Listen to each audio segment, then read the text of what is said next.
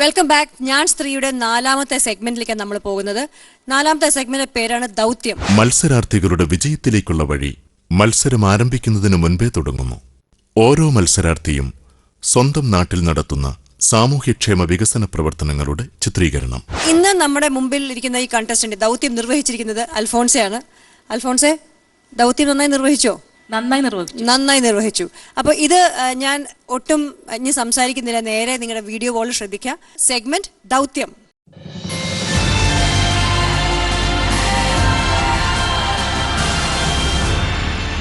Media വണ്ണിൻ്റെ ഈ പ്രോഗ്രാമിൽ പങ്കെടുക്കുമ്പോൾ 10,000 രൂപ നൽകിക്കൊണ്ട് ഒരു പ്രോജക്റ്റ് സ്ഥാപിക്കാൻ പറഞ്ഞപ്പോൾ എൻ്റെ മനസ്സിലേക്ക് ആദ്യം എത്തിയത് ഇവിടെ ഒരു കോൺവെക്സ് മിറർ സ്ഥാപിക്കണം എന്നുള്ളതാണ്.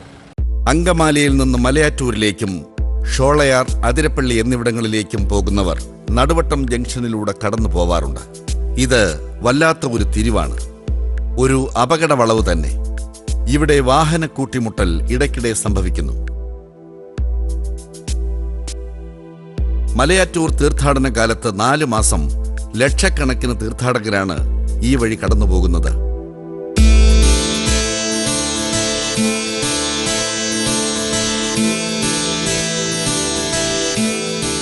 മലയാറ്റൂരിൽ 25 ക്വാറികളുണ്ട്. ഈ ക്വാറികളിൽ നിന്ന് ഭാരം കയറ്റി വരുന്ന ടിപ്പർ ലോറികളും ഭാരം ഇറക്കിപ്പോകുന്ന ടിപ്പർ ലോറികളും ഈ വളവിലൂടെയാണ് മരണപ്പാച്ചിൽ നടത്തുന്നത്.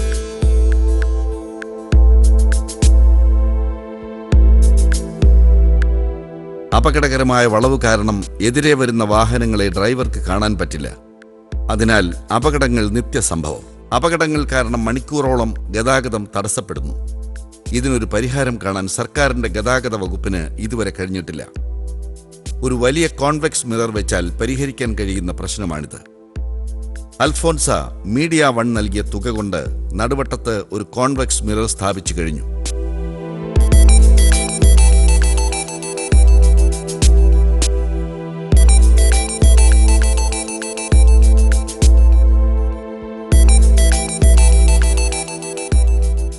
ഇനി യാത്ര പറഞ്ഞും പറയാതെയും നിർഭയമായി വാഹനങ്ങൾക്കും യാത്രികർക്കും നടുവട്ടം വളവിലൂടെ യാത്രയാവാം.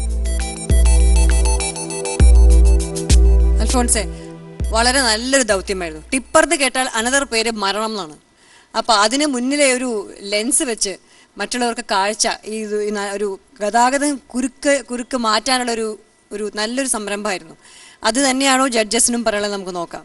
അൽഫോൺസ, സത്യത്തിൽ ഈ പരിപാടിയുടെ ഏറ്റവും പ്രധാനപ്പെട്ട ഒരു സെഗ്മെൻ്റാണിത്, ദൗത്യം. കാരണം വേറെ ഒരു ടെലിവിഷൻ പരിപാടിയിലും ഇങ്ങനൊരു സംഗതി നമ്മൾ കാണുന്നില്ല. നമ്മളെപ്പോഴും കണ്ടസ്റ്റൻസിന് അവസാനമാണ് പൈസ കൊടുക്കുന്നത് മറ്റു പരിപാടികളിൽ. പക്ഷേ ഈ ഒരു പരിപാടിയിൽ മാത്രമാണ് നിങ്ങൾക്ക് ഇത്ര പൈസ തരുന്നു, നിങ്ങളിതുകൊണ്ട് നിങ്ങളുടെ ആ ഒരു സർഗാത്മകത പ്രകടിപ്പിക്കുന്ന രീതിയിൽ സമൂഹത്തിന് ഉപകാരം ചെയ്യുന്ന എന്തെങ്കിലും ചെയ്ത് കാണിക്കൂ എന്ന് പറഞ്ഞ് വെല്ലുവിളിക്കുന്നത്. ആ വെല്ലുവിളി അൽഫോൺസ വളരെ സമർത്ഥമായും വളരെ ബുദ്ധിപൂർവ്വം ഏറ്റെടുത്തു എന്നുള്ളതാണ് ഇതിനകത്ത് ഏറ്റവും വലിയ സന്തോഷം. ഇതെല്ലാം ചെയ്യേണ്ടത് സർക്കാരാണ്. സർക്കാർ എന്ന് പറയുന്നത് ഒരു യന്ത്രം തന്നെയാണ്. ആ യന്ത്രത്തിൽ ഇത്രയും മെല്ലെ പോകുന്ന യന്ത്രം ലോകത്ത് ഇതുവരെ വേറെ ഉണ്ടായിട്ടില്ല. ഈ സംഖ്യ കയ്യിൽ കിട്ടിയപ്പം ജനങ്ങൾക്കും നാടിനും ഗുണകരമായ കാര്യം ചെയ്യാൻ കാണിച്ചിട്ടുള്ളൊരു മുൻകൈയാണ് അൽഫോൺസയെ വ്യത്യസ്തയാക്കുന്നത്. ഈ മീഡിയ വൺ മാത്രം ഉണ്ടാക്കിയ ഒരു പുതിയ ആശയം തന്നെയാണ്. കാരണം നിങ്ങൾ കുറച്ച് പൈസ കിട്ടിയാൽ എന്തു ചെയ്യും നാട്ടിന് വേണ്ടി? ആ തെരഞ്ഞെടുപ്പാണ് ഏറ്റവും പ്രധാനമായിട്ട്. എന്ത് പൈസ കിട്ടി എന്തും ചെയ്യാം, ആവശ്യമില്ലാത്ത കാര്യങ്ങളും ചെയ്യാം. ഏറ്റവും ആവശ്യമായ ഒരു കാര്യം ഇതെന്ന് പറഞ്ഞാൽ പെട്ടെന്ന് എല്ലാവരെയും ശ്രദ്ധയിൽപ്പെടാത്തൊരു കാര്യമായിരിക്കും. ശ്രദ്ധിക്കപ്പെടാതെ കിടക്കുന്ന ഒരു കാര്യം, അതുകൊണ്ട് ഒരുപാട് അപകടങ്ങൾ ഉണ്ടാകുന്നു. അപ്പൊ അത് തെരഞ്ഞെടുത്തതിൽ ഒരു സർഗാത്മകതയുണ്ട്. അൽഫോൺസയ്ക്ക് അഭിനന്ദനങ്ങൾ. എത്ര മാർക്കാണ് ഈ നല്ലൊരു ദൗത്യത്തിന് അൽഫോൺസയ്ക്ക് കൊടുക്കാൻ ജഡ്ജസ് തീരുമാനിച്ചിരിക്കുന്നത്?